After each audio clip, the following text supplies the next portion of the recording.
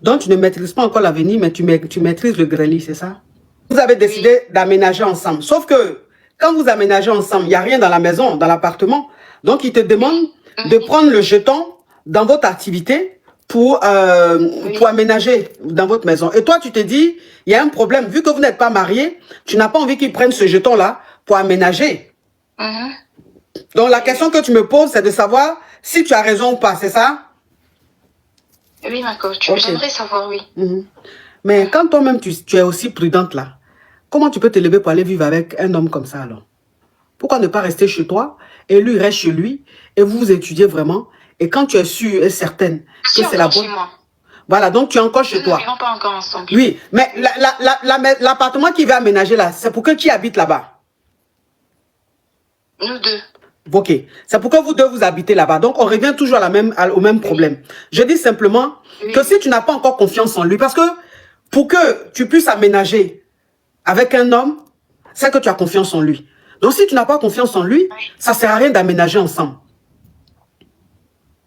Tu comprends ce que je veux dire? Non, ma coach, c'est juste... Oui, ma coach. Voilà. Donc, n'aménagez pas ensemble pour le moment. On ne maîtrise pas encore la... Vous ne maîtrisez pas quoi?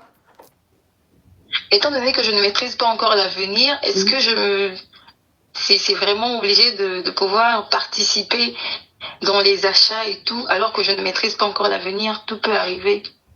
Et j'ai confiance en lui, et nous avons aussi des projets et tout, sauf que je ne maîtrise pas l'avenir. Est-ce que le sacrifice que je serais en train de faire serait normal? Donc tu ne maîtrises pas encore l'avenir, mais tu maîtrises le grelier, c'est ça? Ma coach. Hein? Non, ma coach. Parce que ce que tu es en train de me dire là, je ne comprends pas. Tu ne maîtrises pas l'avenir, mais tu maîtrises les testacles du gars. Franchement. Donc, tu maîtrises l'avenir. Ça veut dire que qui est Dieu pour voir dans l'avenir? Ça veut dire que moi, je suis assise là, je sais ce qui va se passer demain, je sais ce qui va se passer après-demain. On ne sait pas. Mais une relation, écoute-moi s'il te plaît. Une relation, c'est un risque.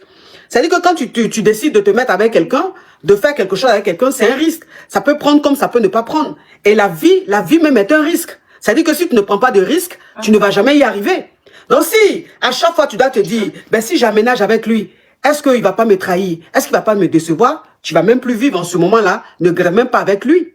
Attends de trouver un homme qui va te marier et après le mariage, maintenant, vous allez grève. Sinon, si c'est que tu es en train de faire comme tout le monde là, si tu réfléchis comme ça, c'est que tu ne vas jamais vivre, ma chérie. Parce que l'avenir même là, c'est que Dieu seul qui sait l'avenir. Sinon, nous-mêmes qui sommes ici là, on sait aujourd'hui ce qu'on est en train de faire. On ne sait pas ce qui va se passer demain. Tu vois ce que je veux dire? Et le plus important, je pense que le plus important, c'est de kiffer, c'est de vivre, c'est de profiter, c'est de kiffer profiter du présent. Si dans le présent, vous êtes heureux et que vous kiffez, bah tu kiffes. Maintenant, si demain, malgré le fait que vous ayez aménagé ensemble et que vous ayez fait des dépenses ensemble, si ça ne marche pas, vous vous séparez, c'est pas la fin du monde, ma chérie.